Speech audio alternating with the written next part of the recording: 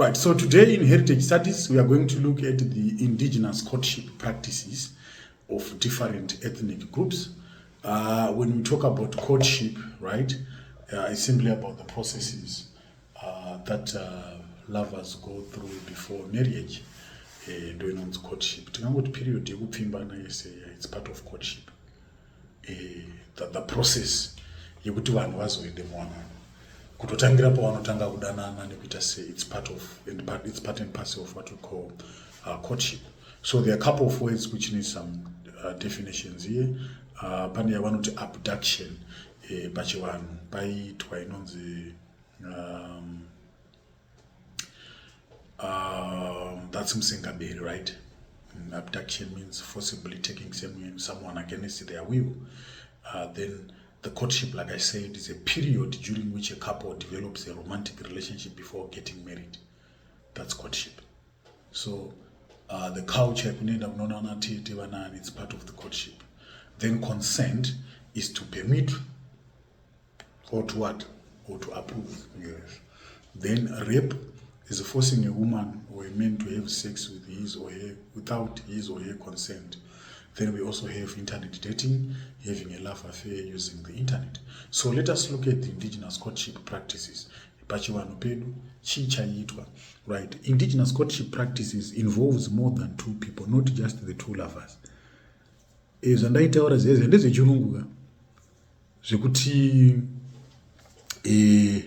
Unokwanisa kutogarisana negirlfriend yako munogona kutoita mwana pachirungu musiri formally married. Yes, but pachivanhu indigenous courtship practices dzaiti you have to the process it involved many people. Zvekutoti pamwe pacho uri potenja wamukwasha waitombono mombe nekunotema huni kumba kwebhebhi rako andopona. So why did it involve too many people, like including the relatives? It was meant to strengthen the relationship. Yes. Because sometimes kuti murambani munetsani zvainetsa because mune makuzonyara kuti nguya because yange marriage kuti yainvolve vanhu vakawanda. Like marriage was not just for two people, it was a communal affair. That's what ndo pakatotorwa ifil concept yekuzoita muchato nekupemberera kutry kuti like the whole community izive kuti ndo zviripo. So the process starts with identifying a suitable woman to marry. It was done through relatives. So a man's seriousness was shown by his visits to the woman's home, right? Yes, that's what I'm saying. You could go and chop firewood. You could go and head the cattle, right? So you have to interact with the aunties, display good behavior, show a lot of resilience, honesty, hard work, and humility. These were major attributes looked for to a man by a girl. Of which that's what a man entails. A man should be a provider to the woman she loves in marriage or out of marriage. That is if the relationship is genuinely. Put my relationship 2 minutes effect.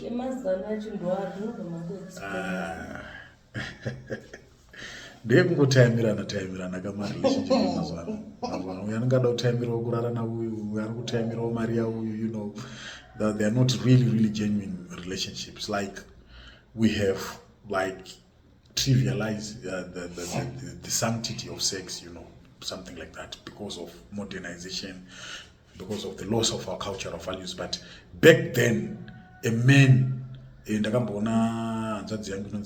was posting about some other men, girlfriends. Where is your dignity as a man in doing that? Because a man should work. Ora tombobvisa zvekuti uri kupa girlfriend mari nichi iwo wega pachezvako. You must have the pride of a man to provide yourself with whatever you want. Uribona? So zvinhu zvaitotanga kutotariswa kudhara. Kwakusati kwana hako mabenzi nechichi. Mazwano ndo zvakutariswa ka. Ende ukatoenda maintroduction andika tete wembebe vanogona kutobvunza kuti munoshandepi?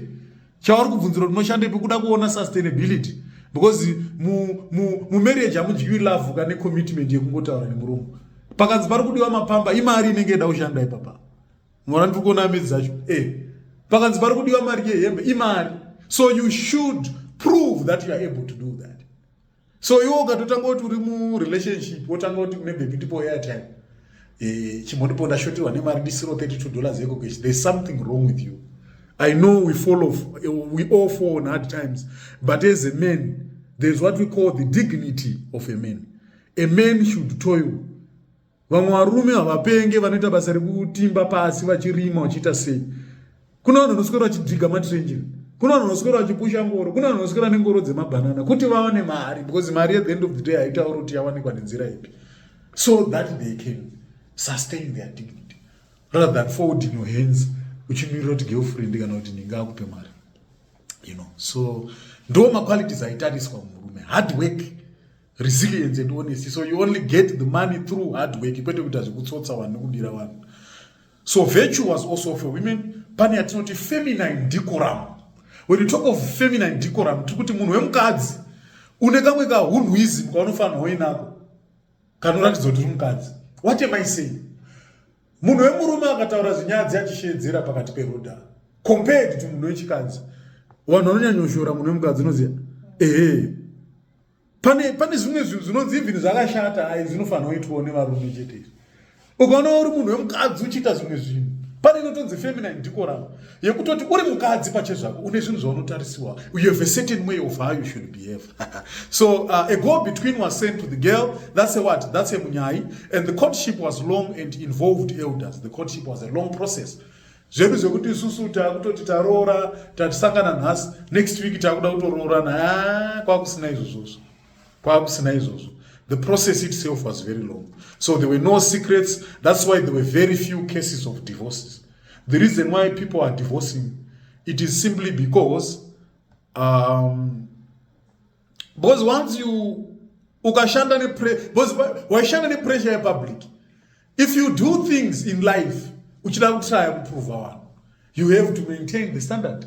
Zvangofana music is played to the public. So at one moment, if you show that you are the best, you have to be the best for the rest of your life. Zvokuti wangopisa kwa 1 year vanhu vanokukangana. Everything chinoitika public. So ndo zvavaizviitira futi. Zvaiziva kuti ukangozika kuti unowana nhingochi vanhu vanozoti, vaizoti vanhu vanozoti. So sometimes if you do your things privately, zvakanakira kuti on the other hand, you can suffer your losses in silence, pasina ari kukuseka. You can win in silence. Jealous, you know. So there were very few cases of premarital sexual relationships. There was time to study one another. Yes, because that's the first thing. Because after 3 months, ndakutororana naye andisanyatsomustudy. Vanowanza kuti vanoita zvemapsychology of marriage vanotanzi panowanzoda between a year and 2 years. Muchinyatsoonana muchiita sei, unokwanisa kutoona kuti munhu ane maweaknesses ane chii. It is en route to the what? Of which one wacho pari tricky futi pane vanhu matsotsi anogona kuti atori bore then ozotanga kubudisa ma true colors ari munhu. Of which futi ma red flags anogona kutooneka futi anoziva even munhu ari tsotsi. As long as uchigara uinaye uri close unotoona kuti munhu apa pakati nepakati. So November was also a sacred month. No rituals or ceremonies to be held in this month, right? In November. So kwakune yainzi the musengabere mazwana unosungwa ukaenda ujeri, you try on. So it involves kidnapping the targeted girl. Kidnapping on its own, it's a punishable offense under our laws or any other law in the world, in any country. So the man identifies the targeted girl he wants to marry. He does not communicate with the girl. The man is assisted by assistants to catch the girl. The girl is caught when she goes fetching firewood or water. Even when the girl screams, the boy won't let her go. When they arrived home, they organized for a marriage. It ensured that every man who cannot talk to a woman have their woman. Because pana woman wanonyara zvisingaiti. Sezvandaiita kare ndainyara. I think ndakatoponeswa ne phone. Ndosaka type yangu yemabhibhi angu isika ndiye pa phone chete. I'm naturally a shy person, like seriously. I'm very shy. But don't you go hand on the phone? And don't you go hand on the phone? Don't get this moon or a but at last it's a so don't get that zungu this otherwise I'm a very, very shy. You can also do in a proper social. If you stay there much, like I'm naturally shy in one way or the other. But my phone I got bad much. In fact, I've never approached a woman face to face. Like 99% of the times ndaitonyangira pafoni papa. So type yedu isusu ndistaita musengabere mutime yechi ndisu taiita chi musengabere. Yes, because musengabere waitoti vaya vasingagoni kutaura waingosimudza simbo unombikura kubhibhira kuibaya narudo pateni.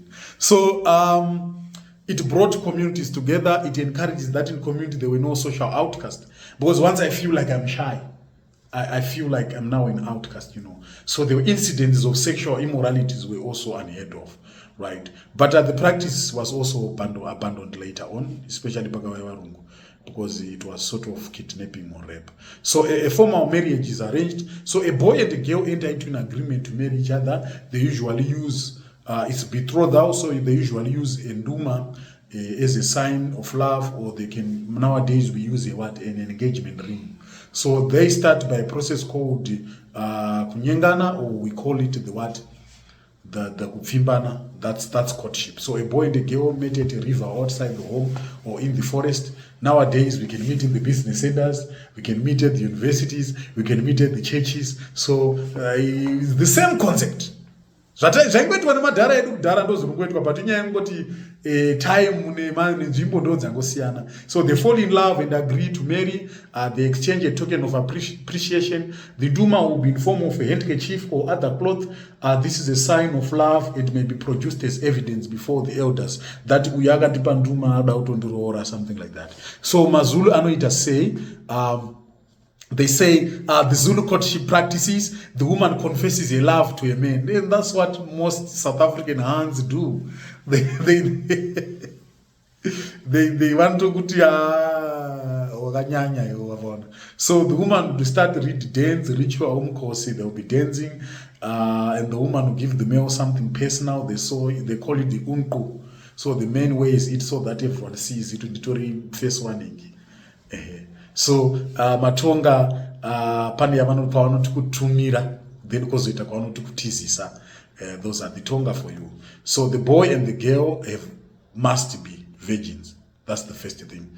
So they use what they call the ngeenda. The ngeenda is the musondosi, or the middleman, to connect the two families. So he goes from this family to the other family. So the girl and the boy has to be mature, 30 years and above, and the man is pierced at the inner part of his nose to show maturity, and the man scout for a girl to marry and then tell his parents. The boy's family will then vet for the girl's character. Ngeenda is then sent to the girl's home to notify of the boy's interest. If the profile is good, then the parents of the two are involved.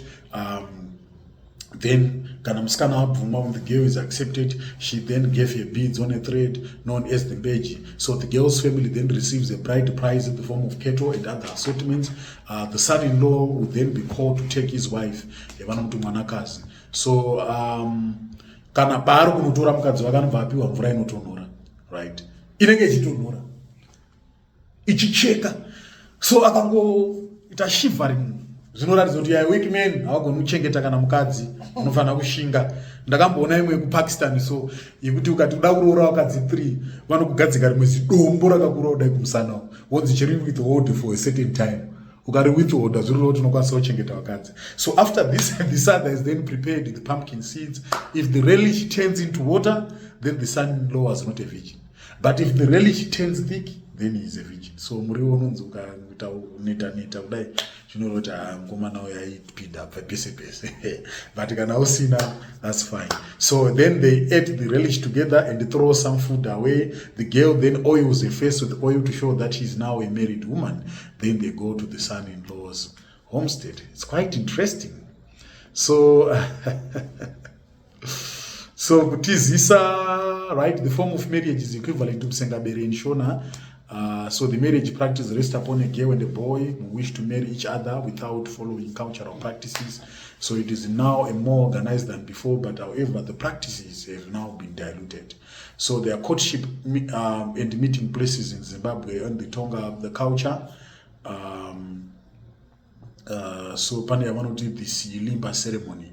It is a joyous ceremony conducted in March, April, May, June, December, and January. So 2 drums, a big and a small one, are played at this ceremony. Silimba is practiced in the evening after the supper.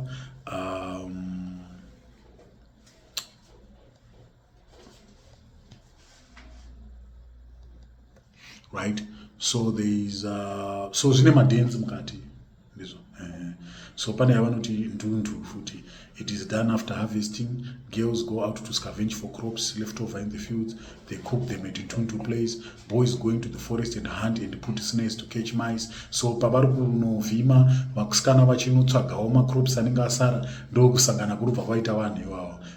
So like the boys and girls can also practice core. So you can also identify marriage partners pauri kunobata mbewa ikokoko. Ndizo chance to learn responsibilities. Pane yavanoti the ngoma mutimbe. These are dances and joyous moments done at ceremonies. Drums are played, horns are blown, and songs sang communicate joy, sorrow, hopes for the future. So the Tonga culture in modern era, it has been diluted. Why has it been diluted? It is because of mixed marriages, socialization, ICT, globalization, business centers. My business centers, my music, my beer halls, Western lifestyle, Christianity, the modern way of life. We've done away with that. So the modern contemporary courtship practices, like people of today, now fall in love through the engagement of the pastor. The concept of masofa. So we also have internet dating. We have dating sites, Bumble, Tinder. They are used to connect people. So Metro Date, Top Face, dating bars, Evening Touch, Facebook, Instagram, Twitter, WhatsApp, Radio Zimbabwe also ida nokuda. We have Radio 3. Pane ma programs anomboitwa. Even pa Facebook pana unoconnect one, something like that. So that's it for this lesson.